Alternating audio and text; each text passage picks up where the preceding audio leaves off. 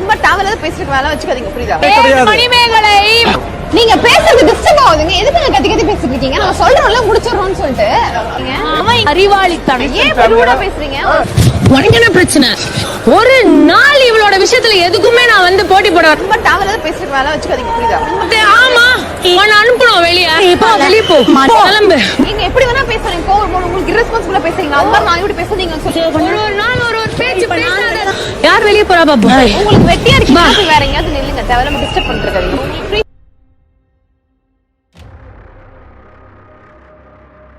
Begin cinema YouTube channel viewers எல்லாருக்குமே வணக்கம். இன்னைக்கு நம்மளுடைய கேள்விகளுக்கு விளக்கம் அளிப்பதற்காக நம்மளோட இணைந்திருக்கிறார் பத்திரிகையாளர் திரு சுபைர் அவர்கள். வணக்கம் சார். வணக்கம் சார். சமீபத்தில் சோசியல் மீடியாவே பயங்கரமா பத்திக்கிட்டு இருக்குது. என்னன்னு பார்த்தீங்கன்னா, மணிமேகலையும் பிரியங்கா தேஷ்பாண்டே அவங்கள பத்தின இஷ்யூ. இந்த விஷயத்தினால வந்து பிரியங்கா அவர்களை சேனலை விட்டு வெளியே அனுப்பிட்டாங்க அப்படின்னு சொல்லி ஒரு தகவல் வெளி வந்திருக்கு. அது மட்டும் இல்லாமல் யார் இந்த பிரியங்கா யாருன்னா அவங்க பெருசாக வந்து ஒரு ஹிஸ்ட்ரிலாம் இல்லை. அவங்க ஒரு கர்நாடக மாநிலத்தை சேர்ந்தவங்க, பட் தமிழ்நாட்டில் செட்டில் ஆகியிருக்காங்க. காலேஜில் படிக்கிறப்பே அந்த மாதிரியான கல்ச்சுரல் ஆக்டிவிட்டீஸில் இன்ட்ரெஸ்டடு. அதனால் வந்து சன் மியூசிக்கில் ஜாயின் பண்ணுறாங்க. அங்கே இருக்கிறப்ப தான் அங்கேருந்து விஜய் டிவிக்கு வந்தாங்க. விஜய் டிவிக்கு வந்த பிறகு தான் எல்லாருக்கும் தெரியும், ரொம்ப ஃபேமிலியராக ஆனாங்க. இதுதான் அவங்களுடைய ஹிஸ்ட்ரி, பெருசாக ஒன்றும் இல்லை. அதுக்கு பிறகு தான் மணிமேகலை உள்ளவர். மணிமேகலையும் ஏற்கனவே சன் மியூசிக் ப்ராடக்ட் தான். அங்கேருந்து தான் அவங்களும் விஜய் டிவிக்கு வராங்க. ரெண்டு பேரும் சமகாலத்தில் ஒரே நேரத்தில் வந்த ஆங்கர் தான் ரெண்டு பேருமே. பிரியங்கா அவர்களுக்கும் மணிமேகலை அவர்களுக்கும் என்னதான் பிரச்சனை? இல்லை, என்னதான் பிரச்சனைனா, இப்போ cook with Comali season 5 already cook with கோமாளியை வந்து மீடியா மேஷன் கம்பெனி பண்ணிட்டு இருந்துச்சு. அவங்க வந்து செஃப் வெங்கடேஷ் பட்டை கூப்பிட்டு சன் டிவிக்கு போயிட்டாங்க. அங்கே வேற ஒரு பேரில் பண்ணிட்டு இருக்கிறாங்க. அப்போ இது வேற ஒரு நிறுவனம் பண்ணுறாங்க. விஜய் டிவியில் பண்ணக்கூடிய எல்லா நிகழ்ச்சியிலுமே விஜய் டிவியுடைய நேரடி ப்ரொடக்ஷன் கிடையாது. இது வேற ஒரு நிறுவனம் பண்ணுறாங்க. நியாரனா வேற ஒரு கம்பெனி பண்ணுறாங்களா, வெளியில் கொடுத்து தான் பண்ணுவாங்க. அவங்க ஓன் ப்ரொடக்ஷன் கிடையாது. எதுவுமே விஜய் டிவியினுடைய ஓன் ப்ரொடக்ஷன் எதுவுமே கிடையாது. எல்லாமே வெளி தனியார் தயாரிப்பு நிறுவனங்கள்கிட்ட இந்த மாதிரி ஒரு கான்செப்டுகள் பண்ணி கொடுக்கணும், அவங்களுக்கு கொடுப்பாங்க. அதை வாங்கி தான் அவங்க டெலிகாஸ்ட் பண்ணுவாங்க. அதான் விஜய் டிவி நடக்கக்கூடிய விஷயம். அவங்க இன்னோஸ் ப்ரோக்ராம் எதுவுமே பண்ணுறது கிடையாது. அப்படி ஒரு நிறுவனம் வெளியில் போனப்போ இன்னொரு நிறுவனம் உள்ள வருது. அதே பேனரில் செஃப் தாமுவை மட்டும் வச்சுக்கிட்டு மற்ற ஆட்களை வச்சு பண்ணுறாங்க. அதுக்கு ஆங்கராக போட்டவர் தான் மணிமேகலை. மணிமேகலை ஆல்ரெடி விஜய் டிவியில் கொஞ்சம் கடந்த 5-6 வருஷமாக பண்ணிகிட்டு இருக்கிறாங்க.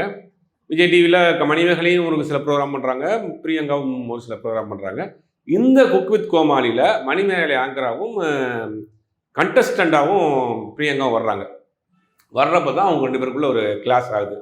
எங்கே கிளாஸ் ஆகுதுன்னா, திவ்யா துரைசாமி இந்த வாழை படத்தில் நடிச்சிருப்பாங்களே ஹீரோயின், அவங்க வெளியில் போகிறப்ப ஆல்ரெடி பிரியங்காவுக்கும் அவங்களுக்கும் பழக்கம் வந்திருக்கு போல். அவன் வெளியில் போகிறப்ப ரெண்டு பேரும் இந்த ஹக் பண்ணி அழுது விஜய் டிவியில் பண்ணுவாங்க. அந்த மாதிரியான விஷயங்கள்லாம் நடந்திருக்கு. அப்போ மணிமேகலைக்கு வந்து நம்மளை அவாய்ட் பண்ணுறாங்க. இந்த மாதிரியான விஷயம்லாம் போடுறப்ப அதைத்தான் ஹைலைட் பண்ணுவாங்க. இப்போ நம்ம ஒரு ஆங்கராக இருக்கிறோம், நம்ம வந்து ரொம்ப ரெண்டு பேருக்குள்ள ஒரு சின்ன ஒரு ஈகோ தான். அது மணிமேகலை ஏதோ ஒன்று பேச, அவங்க பதில் பேச உடனே அவங்க அழுது ஓடி போய் கேரனில் உட்காந்துட்டாங்க. உடனே நிறுவனம் வந்து என்ன சொல்கிறாங்கன்னா, நிறுவனத்தின் பக்கம் வந்து நிறுவனம் வந்து பிரியங்காவுக்கு சப்போர்ட் பண்ணுச்சு. மணிமேகலையை வந்து இங்கே அப்பாலஜி பண்ணுங்கள், சாரி கேளுங்க அப்படின்ற மாதிரி சொல்லியிருக்காங்க. அப்புறம் அதெல்லாம் முடியவே முடியாது அப்படின்ற பிறகு சில ரெண்டு பேரையும் காம்ப்ரமைஸ் பண்ணுறதுக்கு நிறுவனம் முயற்சி பண்ணியிருக்கு. கடைசியில் எதுவுமே முடியலன்னு தான் அங்கே நிகழ்ச்சியிலேருந்து அதை ட்வீட் பண்ணிட்டு வெளியில் வந்து அவங்க வீடியோ போட்டாங்க. அந்த வீடியோ தான் பெருசாக போய் அதை பற்றின விவாதங்கள் போய் ஒரு பக்கம் பெரிய அளவில் மணிமேகலைக்கு சப்போர்ட் அப்படின்ற மாதிரி போயிட்டு இருக்கு. இப்போ இந்த மாதிரி இஷ்யூ வந்து இப்போ இல்லை, ஆரம்பத்துலேருந்து இருக்குது. பிரியங்கா வந்த காலகட்டத்திலேருந்து இந்த மாதிரி பெரிய லிஸ்ட்டு தராங்களே சார், ஆங்கரோட கெரியர் காலி பண்ணியிருக்காங்க அப்படின்ட்டு. இல்லை, காலி பண்ணியிருக்காங்கன்னா அவங்க வந்து அங்கே ஒரு சீனியர் பர்சனாக இருக்காங்க. சீனியராக இருக்கிறப்ப என்ன செய்வாங்கன்னா, இந்த மாதிரி புதுசாக வர்றவங்கள்ட்ட கொஞ்சம் இருக்க தான் செய்யும். பிரியங்கா இல்லை, பொதுவாக எல்லா சேனல்லையும் இந்த மாதிரி இருக்க தான் செய்யும். அதை சில பேர் அட்ஜஸ்ட் பண்ணிட்டு போகிறவங்க இருப்பாங்க, சில பேர் வெளியில் போவாங்க. பாவனா சொன்னால் கூட பாவனா இதை காட்டிலும் பெரிய இடத்துல போயிட்டாங்க. ஓகேவா, ஸ்டார் ஸ்போர்ட்ஸில் போயிட்டாங்க. ஏறக்குறைய இதே கன்சர்ன் தான், ஸ்டார் விஜயோடைய கன்சர்ன் தான் அதுவும். இன்றைக்கி அவங்க போயிட்டாங்க, அவங்க வேர்ல்டு முழுக்க போகிறாங்க. விஜய் டிவி மட்டும் சுற்றி ஏன் இவ்வளோ சர்ச்சை அப்படின்னா, விஜய் டிவியில் ஒரு நிகழ்ச்சியில் நீங்கள் ஃபேம் ஆகிட்டிங்கன்னா உலகம் முழுக்க போயிடலாம். ஒரு ஆங்கராக இருந்தீங்கன்னா உங்களுக்கு மாதம் 20 நாள் ஈவெண்ட் இருக்கும்.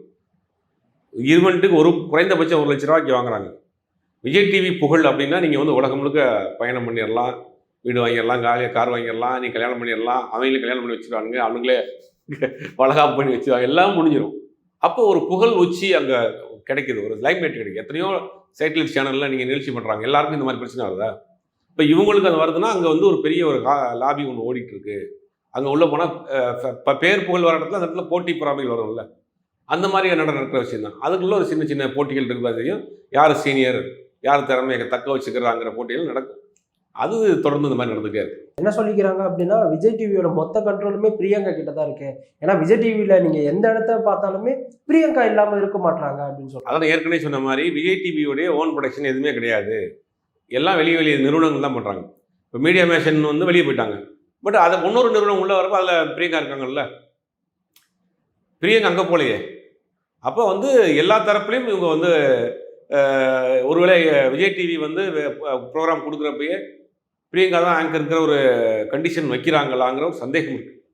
இப்போ மீடியா மேஷன் போச்சு, இன்னொரு கம்பெனி ஹோமா ஹவுஸ் ஒரு கம்பெனி அது வந்துருச்சாங்க. வந்தப்பறம் என்ன பண்ணுறாங்க, அந்த நிறுவனம் பண்ணுற நிகழ்ச்சிக்கும் பிரியங்கா தான் ஆங்கராக வர்றாங்க.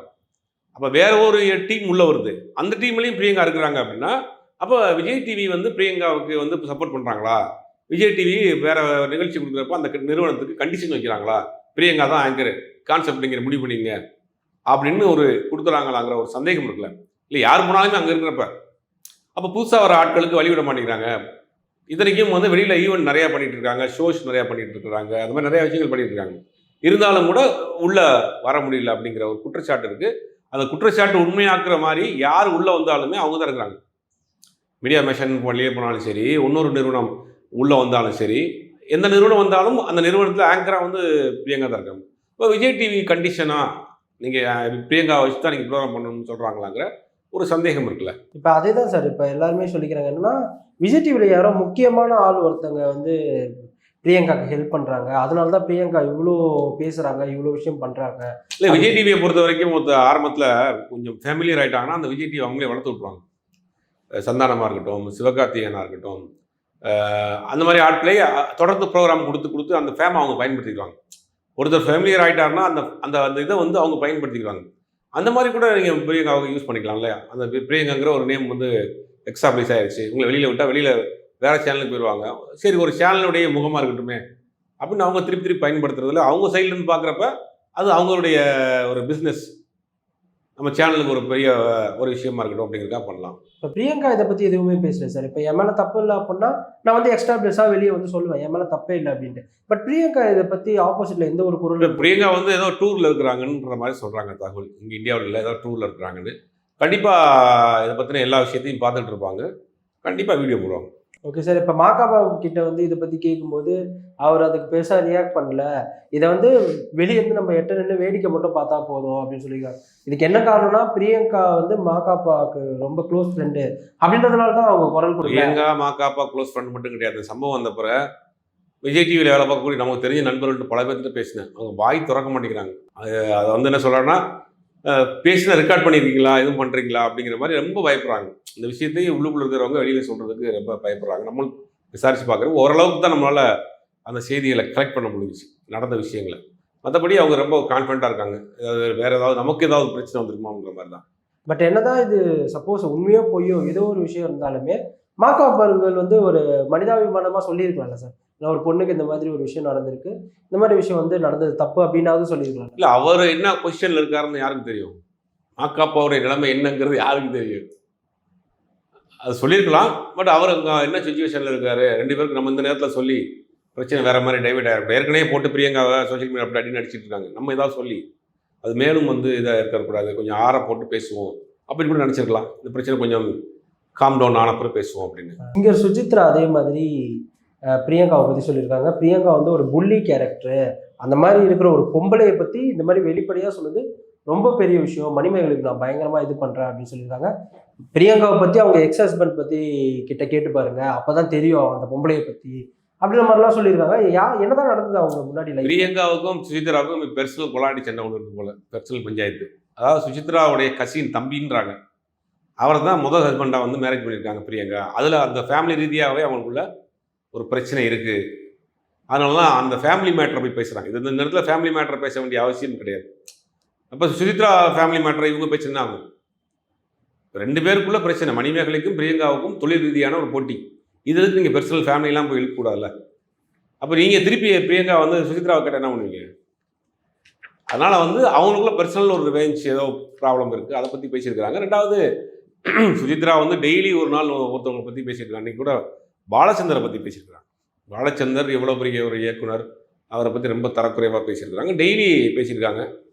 அது வரக்கூடிய காலத்தில் இப்போ சுஜித்ராவுக்கு என்ன நடக்க போகுதுங்கிறது தெரியல. இப்போ பிரியங்கா எப்படி இருக்காங்களோ அது மாதிரி தான் ஒரு காலத்தில் வந்து டிடி அவர்கள் அந்த விஜய் டிவியில் இருந்ததாகவும், அவங்களுக்கு ஒரு சில ஹெல்த் இஷ்யூஸ்னால தான் அவங்க ஆங்கரிங் பண்ண முடியல, இல்லை அப்படின்னா யாராலையுமே வந்து டிடி அவங்களை வந்து விஜய் டிவிலேருந்து வெளியே அனுப்பியிருக்க முடியாது, அவங்களுக்கும் வந்து உள்ள ஒரு பெரிய சப்போர்ட் இருக்கு அப்படின்னு சொல்றாங்களே. இப்பயும் டிடி தான் நிறையா ப்ரோக்ராம் பண்ணியிருக்காங்க. டிடி ஸ்டுடியோ நீங்கள் பார்த்துருப்பீங்க. சில ப்ரோக்ராம் அவங்க விஜய் டிவிக்காக பண்ணி கொடுக்குறாங்க.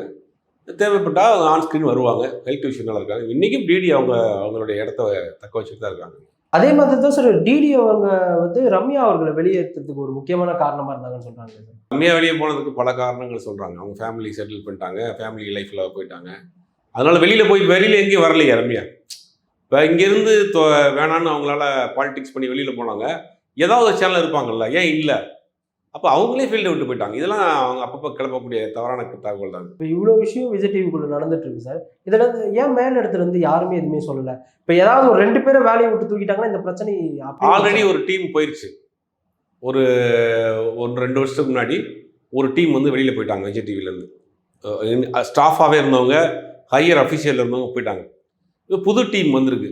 வந்தாலும் இது அப்படியே இந்த பிரச்சனை போயிட்டுருக்கு. ஏன் பிரச்சனை போகுதுன்னா, அந்த பெயர் புகழ், அந்த ஒரு செலிபிரிட்டி விஜய் டிவினாலே செலிபிரிட்டி ஆயிடுறாங்கல்ல உள்ளே போனால், அதை சுற்றி பிரச்சனைகள் நடந்துகிட்டே இருக்கு. விஜய் டிவியில் வந்து ஒரு ரியாலிட்டி ஷோ நடத்துகிறாங்க அப்படின் போது எந்த ஒரு ஷோவாக இருந்தாலுமே ஒரு ஆங்கராக இருக்கட்டும், அதில் பார்ட்டிசிபேட்டாக இருக்கட்டும், ஒரு 10 பேரை தாண்டி வேறு யாருமே வெளியிருந்து வர மாட்டாங்களே.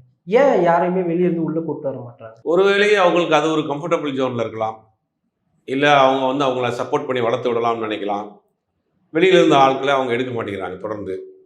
அப்படியே பார்த்தாலும் ஒரு சில பேர் தான் வர்றாங்க வெளியிலேருந்து வர. ஃபஸ்ட்டு பார்த்தீங்கன்னா இப்போ பப்புவாக இருக்கட்டும், அப்புறம் குரேஷியாக இருக்கட்டும், இவங்கெல்லாம் வெளியிலேருந்து வந்தவங்க தான், வந்த டீம் தான். பாலாவாக இருக்கட்டும், எல்லாம் வெளியிலேருந்து வந்தவங்க தான். இந்த பேக்ரவுண்டு எல்லாம் வெளியே வந்தவங்க அப்படி செட்டில் ஆயிருக்கு அவங்களுக்கு. அதை அப்படியே அவங்க தக்க வச்சுக்கிறாங்க. இப்போ இவ்வளோ பெரிய விஷயம் விஜய் டிவியில் நடந்திருக்கு. பிரியங்கா தான் இதற்கு காரணம். ஸோ நிறைய விஷயம் போயிட்டுருக்கு. இதுக்கப்புறம் பிரியங்கா வந்து விஜய் டிவியில் இருக்க வாய்ப்பு இருக்கா? விஜய் டிவியில் இருக்க வாய்ப்பு இருக்கான்னு நிறுவனம் தான் முடிவு பண்ணோம். ஆனால் மணிமேகலை சொல்லிட்டாருங்க ஒரு விஷயத்துக்காக பிரியங்காவை தூக்க மாட்டாங்க. இந்த பிரியங்காவுக்குன்னு ஒரு ஃபேம் இருக்குது. ஆனால் இவ்வளோ பிரச்சனையான பிறகு கண்டினியூ பண்ணுவாங்களாங்கிற ஒரு சந்தேகம் இருக்குது. என்ன 2 குழப்பமான ஒரு சூழ்நிலை தான். ஆனால் பிரியங்கா என்ன முடிவு எடுக்க போகிறாங்கங்கிறது தெரியல சார். எல்லாருக்கும் ஒரு கேள்வி இருக்குது சார். என்ன பண்ணால் குக் வித் கோமாளியில் நிறைய பேர் நிறைய விதமாக சமைச்சிருக்காங்க, நிறைய அப்ரிஷியேட் வாங்கியிருக்காங்க, நிறைய பாராட்டுகள் பெற்றிருக்காங்க. ஆனால் மாதம்பட்டி ரங்கராஜ் மட்டும் பிரியங்காவுக்கு மட்டும் வந்து வாட்ச் ஒன்று ப்ரெசென்ட் பண்ணியிருக்காங்க. இது வந்து கேள்வி எல்லாருக்குமே இருக்கு, ஏன் அப்படின்ட்டு. ஏன்னா அவருக்கு தெரிஞ்சிருக்கு பிரியங்கா வந்து உள்ள வந்து ஒரு பெரிய கை. ஸோ அதனால வந்து இவங்களை பிடிச்சா போதும் அப்படின்ற மாதிரி சொல்றாங்க. இல்லை, மாதம்பட்டி ரங்கராஜ் வந்து தன்னை ப்ரமோட் பண்ணிக்கிறதுக்காக இங்கே வந்தவர். இதுக்கு முன்னாடி என்ன பண்ணார்னா, அவருடைய அந்த பிஸ்னஸ் என்ன பண்ணார்னா பெய்ட் ப்ரொமோஷன் பண்ணிட்டு இருந்தார். நிறையா சேனலில் அவங்களுடைய முக்கியமான கல்யாணங்கள்லாம் பண்ணி சில சேனலில் போட்டிகிட்டு இருந்தாங்க. அது வந்து பெய்ட் ப்ரொமோட் பண்ணிட்டு இருந்தார் தன்னுடைய கேட்ரிங் கம்பெனியை. இது அவருக்கு நல்ல ஒரு பிளாட்ஃபார்மு. இன்றைக்கி அது வந்தப்பறம் நிறைய ஆடெல்லாம் பண்ண ஆரம்பிச்சிட்டார். ஆடெல்லாம் அடிச்சிட்டு இருக்கிறாரு. பட வாய்ப்புகள்லாம் 2 படம் வந்திருக்குன்றாங்க. அப்படிங்கும்போது இந்த பிளாட்ஃபார்மை தக்க வச்சுக்கலாம். பிரியங்கா வந்து ரொம்ப நாள் அங்கே இருக்கிறாங்க. விஜய் டிவியோடைய சீனியரு, நல்ல ஒரு வெல்டுவாக இருக்கிறாங்க. அங்கே இவங்க சேனலில் போனோம்னா நம்ம கரெக்டாக உள்ளே போயிடலாம், வேறு அடுத்தடுத்த நிகழ்ச்சியில் பண்ணலாம் அப்படிங்கிறது அவங்களுக்கு தெரிஞ்சிருக்கு. அப்படிங்கும்போது ஒரு கிஃப்ட்டை கொடுத்து நம்ம ஒரு அன்பை வந்து ரிஜிஸ்டர் பண்ணிக்கிடுவோம், நம்ம ஒரு துண்டை போட்டு வச்சுருவோம் அப்படின்னு போட்டு வச்சுருக்காரு. சார் இதுக்கப்புறம் மணிமேகலை மறுபடியும் உள்ளே வரதுக்கு வாய்ப்பு இருக்கா சார்? மணிமேகலையை பொறுத்த வரைக்கும் மணிமேகலை வராது. அது அந்த பொண்ணு வந்து நான் ஏற்கனவே சொல்லிட்டாங்க, நான் வரவே மாட்டேன், எனக்கு தன்மானம் தான் முக்கியம் அப்படின்னு. ஆனால் மணிமேகலை திருப்பி வர்றதுக்கு வாய்ப்பு இல்லை. குக் வித் கோமாளியோட ஃபேன்ஸ்லாம் என்ன சொல்கிறாங்கன்னா சார், பிரியங்கா பண்ணுறது எதுவுமே சிரிப்பு வர மாட்டேங்குது, அவங்க பயங்கரமாக கிரிஞ்சு பண்ணுறாங்க. லவ் அப்படின்ற ஒரு கான்செப்டில் வந்து ராமர் கூடவும், தம்பி அப்படின்ற ஒரு கான்செப்டில் இஃபான் கூடவும் இந்த மாதிரி விஷயங்கள்லாம் பண்ணுறாங்க. இது எதுவுமே பிடிக்கல, இரிட்டேட் தான் அதை பார்க்க அப்படின்லாம் சொல்லிக்கிறாங்க சார். ஒரு குரூப்புக்கு இரிட்டேட்டிங்காக இருக்குது, ஒரு குரூப் வந்து அதை வந்து ரசிக்கவும் செய்கிறாங்க இல்லையா. ஆரம்பத்துலேருந்து 2மே இருக்குது. அதை முடிவு பண்ண வேண்டியது அந்த நிகழ்ச்சி தயாரிப்பாளர் தான். மக்களுடைய கருத்துக்களை கேட்டு, ஃபீட்பேக்கை கேட்டு, இது என்ன மாதிரி கொண்டு போகணும் அப்படிங்கிறத அடுத்து முடிவு பண்ண வேண்டியது நிகழ்ச்சியை தயாரிக்கக்கூடிய அந்த நிறுவனம் தான். விஜய் டிவியில் அந்த தனியார் நிறுவனம் தான் முடிவு பண்ணணும்.